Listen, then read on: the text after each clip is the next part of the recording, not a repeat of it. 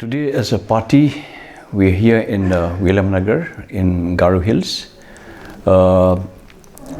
President Ba Medba Lingdo, Vice President Ba Alantri Dakar, and President of the Women's Wing, Kong Preti Karpang Group and Kong Biang. We're here together with the Garo Hills leaders. And in today's meeting, we have taken a decision to call for applications for candidates to contest the Garo Hills Autonomous District Council elections. And the last date for receiving the applications will be on the 23rd of this month.